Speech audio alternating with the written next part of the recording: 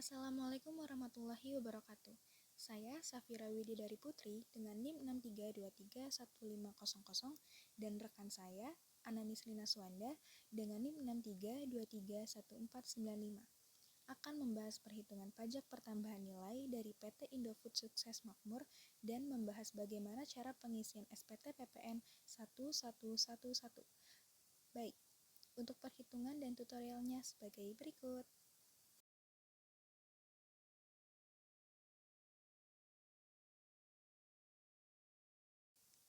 Perhitungan data pajak. Pajak pertambahan nilai atau PPN adalah pajak yang dikenakan pada setiap transaksi penjualan barang dan jasa di Indonesia.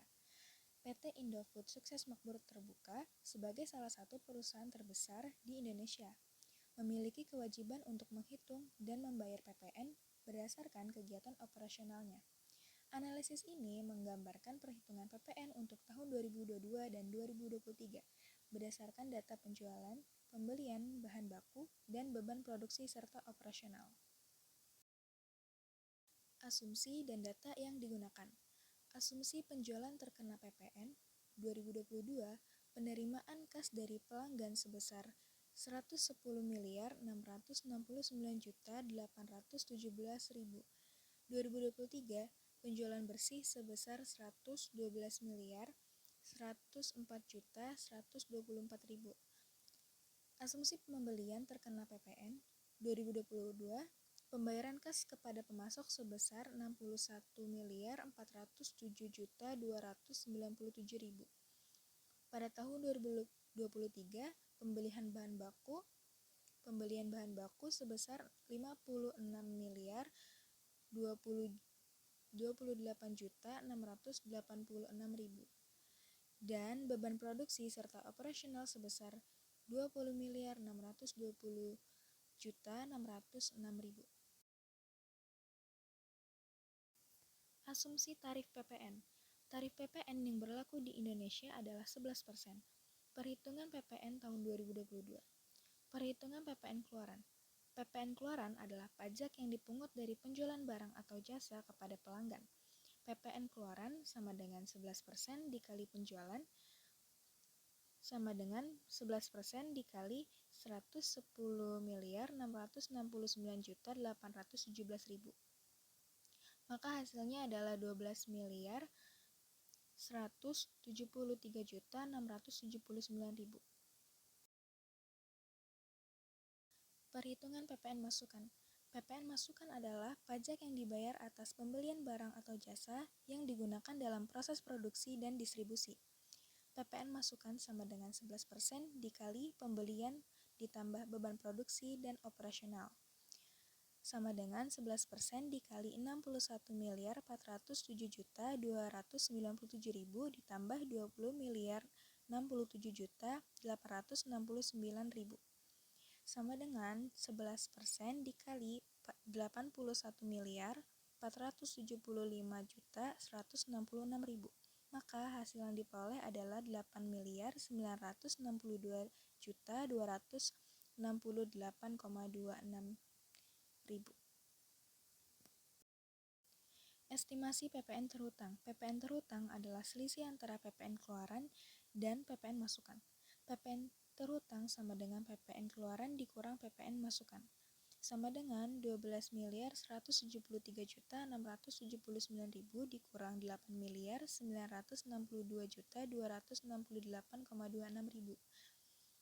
Maka hasilnya adalah 3.211.410,74.000. Perhitungan PPN tahun 2023. Identifikasi penghasilan kena pajak atau output tax.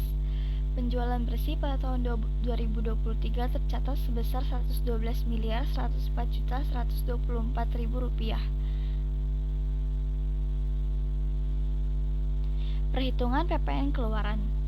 PPN keluaran adalah pajak yang dipungut dari penjualan kepada pelanggan. Cara menghitung PPN keluaran yaitu PPN keluaran sama dengan 11% dikali penjualan bersih. Lalu 11% dikali Rp112.104.124.000. yang menghasilkan 12.331.454,64 rupiah. Identifikasi pembelian dan biaya kena pajak atau input tax. Pembelian bahan baku untuk produksi tercatat sebesar Rp56.028.686.000 dan pembayaran untuk beban produksi serta operasional adalah Rp20.620.606.000. Perhitungan PPN masukan.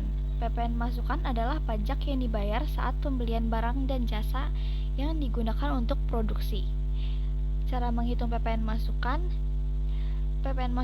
sama dengan 11% dikali pembelian bahan baku ditambah beban produksi dan operasi.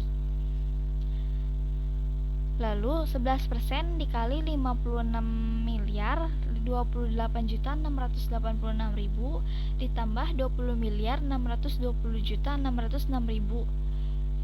Kemudian 11% dikali 76.649.292.000 rupiah yang menghasilkan 8.431.422,12.000 rupiah. Perhitungan PPN yang harus dibayar. PPN yang harus dibayar kepada pemerintah adalah selisih antara PPN keluaran dan PPN masukan. Cara menghitung PPN terhutang yaitu PPN terhutang sama dengan PPN keluaran dikurangi PPN masukan sama dengan 12.331.454,64 rupiah dikurang 8.431.422,12 rupiah yang menghasilkan PPN terhutang sebesar 3.900.032,52 rupiah. Berikut adalah rincian perhitungan PT Indofood pada tahun 2022 dan 2023. Yang pertama, penerimaan kas dari pelanggan atau yang bisa disebut juga penjualan. Pada tahun 2022, PT Indofood mendapat sekitar Rp110.669.817.000. Lalu pada tahun 2023, hasil penjualan PT Indofood meningkat dengan menghasilkan Rp112.104.124.000. Yang kedua, pembayaran kas pada pemasok atau pembelian. Pada tahun 2022, PT Indofood mengeluarkan sekitar Rp61.407.297.000. Lalu pada tahun 2023, PT Indofood mengeluarkan sekitar Rp56.028.686. Lalu yang ketiga, beban produksi dan operasional. Pada tahun 2022, PT Indofood mengeluarkan sekitar Rp20.067.869.000. Kemudian pada tahun 2023, PT Indofood mengeluarkan sekitar Rp20.620.606.000. Lalu yang nomor 4 ada PPN keluaran dengan rumus 11% dikali penjualan. Pada tahun 2022, PT Indofood mendapatkan PPN keluaran sekitar Rp12.173.679.000. Kemudian pada tahun 2023, PT Indofood mendapat sekitar Rp12.331.454,64 Lalu yang kelima, PPN masukan dengan rumus 11% dikali pembelian ditambah beban operasional. Pada tahun 2022, PT Indofood mendapat PPN masukan sekitar Rp8.962.268,26.000. Kemudian pada tahun 2023, PT Indofood mendapat sekitar Rp8.431.422,12.000. Lalu yang terakhir ada PPN terhutang. Pada tahun 2022, PT Indofood mendapatkan PPN terhutang sebesar Rp3.211.410,74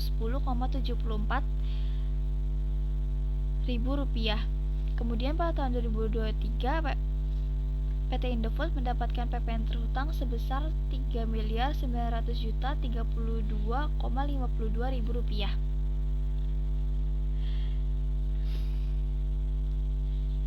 Kesimpulan, analisis data pajak pertambahan nilai atau PPN PT Indofood Sukses Makmur Tbk menunjukkan adanya peningkatan PPN keluaran dan PPN yang harus dibayar dari tahun 2022 ke tahun 2023. Kenaikan ini disebabkan oleh peningkatan penjualan yang mengindikasikan performa bisnis yang lebih baik pada tahun 2023. Meskipun ada efisiensi biaya, peningkatan penjualan memberikan dampak yang lebih besar terhadap besaran PPN yang harus dibayar. Untuk mengoptimalkan manajemen pajak, perusahaan disarankan melakukan evaluasi dan perencanaan pajak yang lebih detail, meningkatkan pencatatan dan dokumentasi transaksi, dan melakukan audit internal secara berkala. Saran, evaluasi dan perencanaan pajak yang lebih detail. Untuk mengoptimalkan pengeluaran PPN masukan, PT Indofood Sukses Makmur terbuka disarankan melakukan evaluasi dan perencanaan pajak yang lebih detail. Peningkatan, pencatatan, dan dokumentasi transaksi. Untuk memastikan kepatuhan terhadap peraturan perpajakan yang berlaku, perusahaan disarankan meningkatkan pencatatan dan dokumentasi transaksi. Audit internal berkala. Untuk memastikan bahwa seluruh transaksi PPN telah dilaporkan dan dibayarkan dengan benar, perusahaan disarankan melakukan audit internal secara berkala. Baiklah, sekarang mari kita masuk ke tutorial pengisian SPT. Yang pertama ini adalah SPT induknya, jadi nanti kita isi di akhir. Kemudian ini ada formulir 1111 AB yang merupakan rekap dari semua formulir di bawah. Nanti akan kita isi. Selanjutnya ini adalah formulir 1111. Formulir 1111A1 ini adalah untuk barang-barang ekspor. Jadi kalau kita mau ekspor BKP berwujud, BKP tidak berwujud atau JKP, pokoknya untuk ekspor, kalau ada kegiatan ekspor kita masukkan ke sini ya. Formulir A1 ini untuk ekspor. Kemudian ini untuk formulir 1111A2.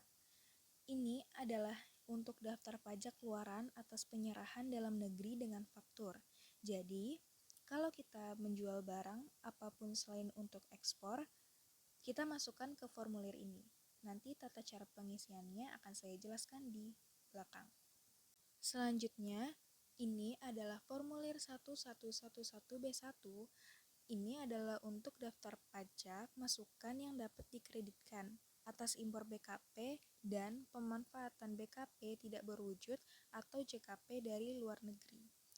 Ini khusus untuk impor, jadi ketika kita mengimpor barang, masukkan ke formulir B1. Kemudian, formulir 1111B2 adalah daftar pajak masukan yang dapat dikreditkan ketika kita membeli barang di dalam negeri. Jadi, ketika kita membeli barang kemudian PPN-nya dapat kita kreditkan. Kita masukkan ke formulir B2.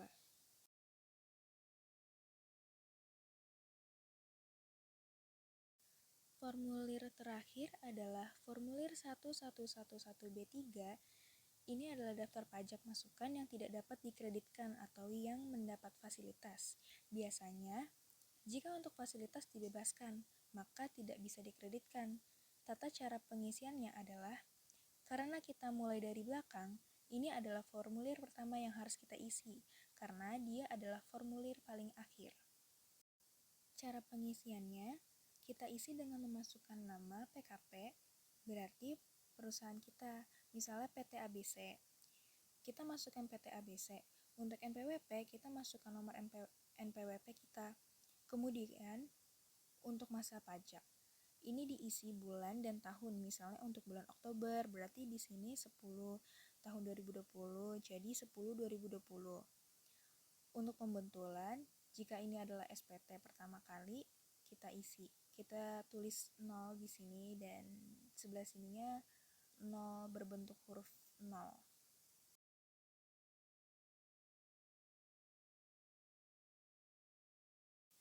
Jika kita membeli barang yang dibebaskan dari PPN, misalnya buku pelajaran, kita masukkan toko buku ABC, nomor NPWP-nya, nomor seri faktur, tanggal, dan DPP-nya.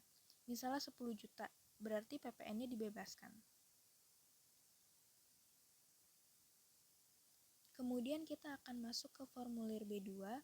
Untuk daftar pajak, masukkan yang dapat dikreditkan. Misalnya kita beli kertas atau pulpen, tata cara pengisiannya masih sama seperti yang tadi. Nama penjual, NPWP, nomor seri faktur, tanggal, DPP, dan PPN. Jangan lupa dijumlahkan.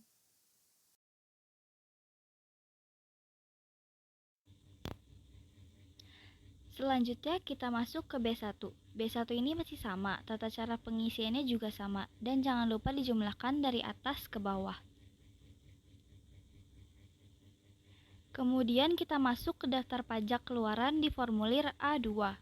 Ketika kita menjual barang, misalnya kita jual ke Pemda, kita masukkan NPWP pembeli, nomor NPWP-nya, kode dan nomor seri faktur. Kode faktur diisi oleh penjual, misalnya 02 untuk Pemda. Formulir A1 untuk ekspor, tata cara pengisiannya masih sama. Kita masukkan data ekspor, BKP berwujud atau tidak berwujud, dan JKP. Selanjutnya ini adalah rekapitulasi. Formulir 1111 AB perlu diperhatikan. Nama PKP, NPWP, masa, dan pembetulan. Bagian A ini adalah ekspor BKP berwujud dari A1. Masukkan angka dari A1 ke sini, begitu juga dengan bagian A2.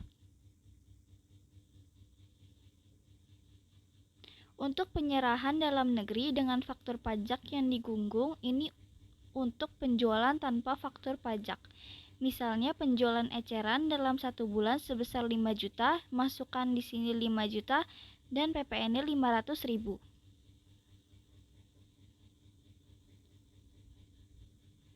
Bagian C adalah rincian dari B1, kode seri faktur 01, 04, 06, dan 09 untuk bagian C1, bagian C2 untuk kode 02 dan 03, C3 untuk yang tidak dipungut kode 07, dan C4 untuk kode 08. Jumlah C1 hingga C4 harus sama dengan jumlah B1.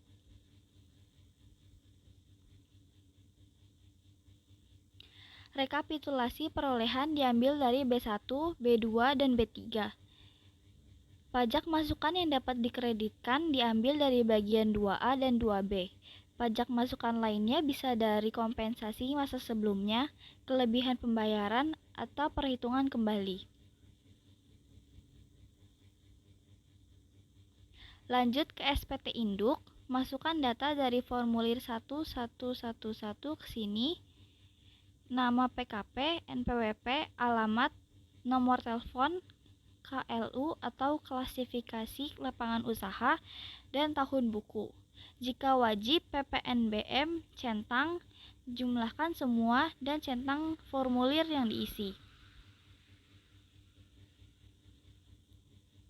Baiklah, tadi adalah cara pengisian SPT. Mohon maaf jika banyak kekurangan dalam tutorial ini.